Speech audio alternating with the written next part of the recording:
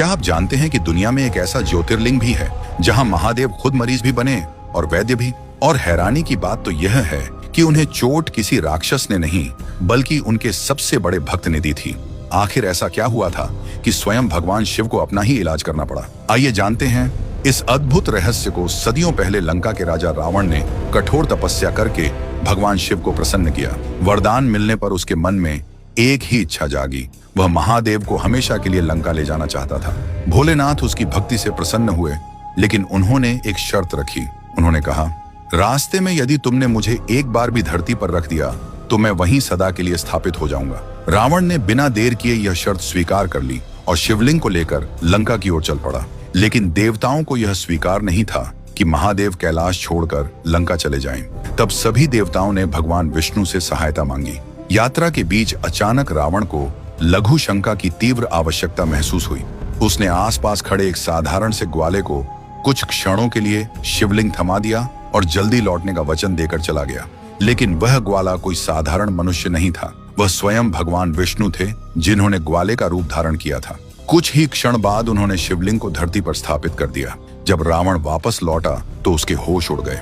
उसने पूरी शक्ति लगाकर शिवलिंग को उठाने का प्रयास किया, लेकिन वह अपनी जगह से तनिक भी नहीं हिला।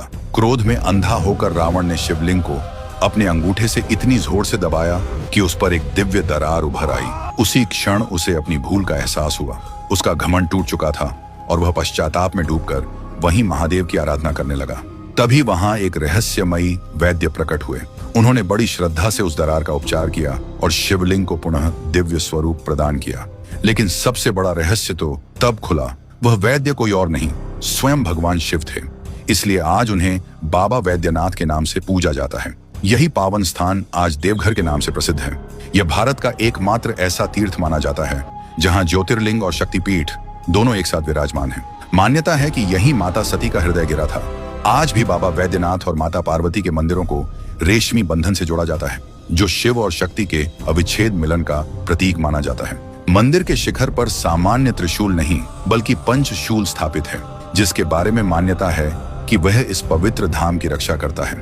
हर वर्ष सावन में लाखों श्रद्धालु सुल्तानगंज से गंगा जल लेकर सैकड़ों किलोमीटर नंगे पैर चलकर बाबा वैद्यनाथ का जलाभिषेक करने पहुंचते हैं। उनके लिए यह यात्रा केवल एक परंपरा नहीं बल्कि अटूट आस्था और समर्पण का प्रतीक है।